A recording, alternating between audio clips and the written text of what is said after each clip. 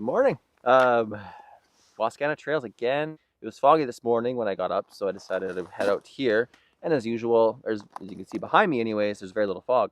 However, there is fog on this kind of valley edge, and we have this beautiful scene unfolding. Hold on a second.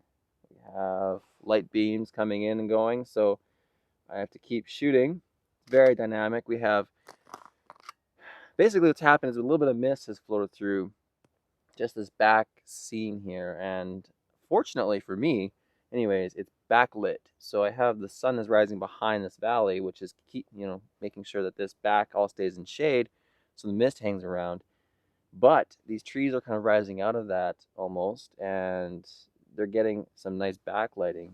The bonus here is that those trees have a lot of frost on them, and so they're almost glowing, and you have that dark trunk as well, so really nice contrast there. And then the nice, fog or mist, whatever, with the light coming through it. And then you have all those shapes and stuff around this. It's just amazing. So I'm going to kind of show you guys what I've got here. You're going to have to excuse the 16:9 crop and kind of how this is going to play. I honestly cannot show you with my video camera what is going on out here. It's just too dynamic. So I'm basically turning the video mode on my actual camera, and I'm showing you the scene. But just to show you, kind of talk you through what's going on here, I have basically this tree is my subject, more or less. And so what I've tried to have kind of accomplished here is there's an opening behind it right here that's just kind of fog. There's no kind of trees that are being lit up, at least. And then they're kind of shaped around by these different, these guys here are kind of shaping it, and so there's kind of those trees kind of growing out of that scene.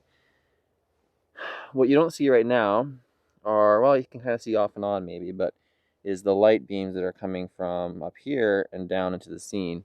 What I like about how I've framed this anyways is this tree and this one kind of are leaning towards each other and pointing you into this kind of space in the middle. So I think the eye generally is kind of drawn towards the center of the scene, which is kind of my goal anyway for this one. So if I wanted to be, to make a perfect scene, ideally these would not be here, but I'm not going to go cut out, trees to make sure my shot is better. So I guess, so we're going to go ahead and take the shot. One consideration I do have, because I'm pointing almost directly into that sun, is lens flare, and I don't want that. Obviously, like a lens hood may help here, but it's my bag over there. So instead, I'm just going to put my hand here, because I'm quite zoomed in. I'm at 200 millimeters.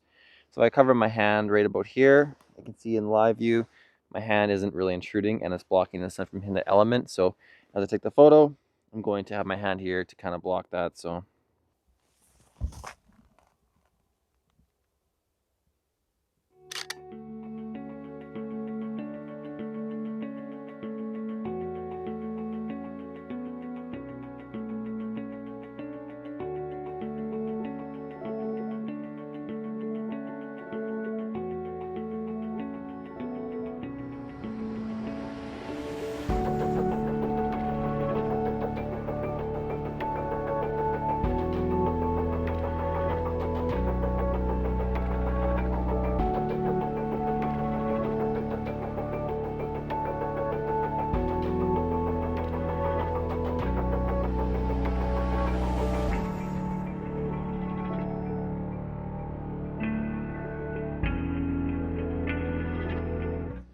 I hope you guys enjoyed that one. It's an interesting photo, I guess. It's what I call an intimate landscape, and it seems to be getting a little more popular these days in landscape photography, which honestly I am happy with. I think they're a bit more personal. I have nothing against wide angle photography or that kind of thing, but obviously I do take wide angle photos. I just find that they kind of are more unique to that specific individual. It's kind of what that person sees. So I can't say it's a bad thing that there's more and more of them coming out. So anyways, I want to chat briefly about, it's pretty icy around here, just gotta be careful. I just want to chat briefly about intimate landscapes and kind of how I go about looking at a scene, how I find them, that kind of thing. Remember, or if you haven't watched it yet, my video on composition in landscape photography, I'll link it right here. the main question that needs to be asked from anybody taking a picture is, what do you like most about that scene?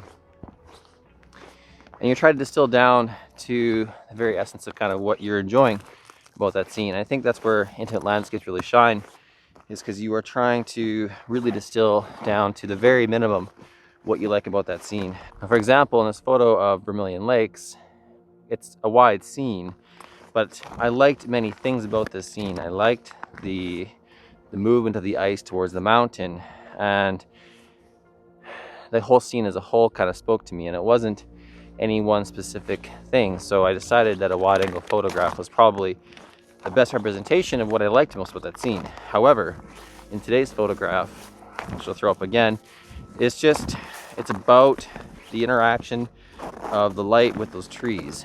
And that's what really distilled down for me. I could have put a wide angle lens on and got, a picture of the trees and the light, but it would have been a less focused photo. And so I'm always trying to distill down, what do I like most about this scene?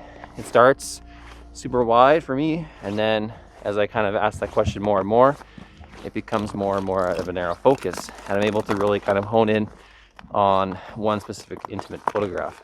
And that's kind of for me what it is. So obviously sometimes you can get too focused and you're kind of missing out on maybe something that's got a little more context. But for me, I do enjoy the lack of context in these images. It kind of forces the viewer to use their imagination to fill in the gaps. So when a viewer is forced to use their imagination, I think you can hold their attention a bit longer than a photo that tells, the viewer everything that they need to know about that place. So anyways, I'm rambling. That's it for this video. I hope you guys enjoyed it. Found it useful, helpful. If you did, give me a thumbs up. If not, make sure you hit that thumbs down button at least twice. We'll catch you guys in the next one. Cheers. Thanks for watching.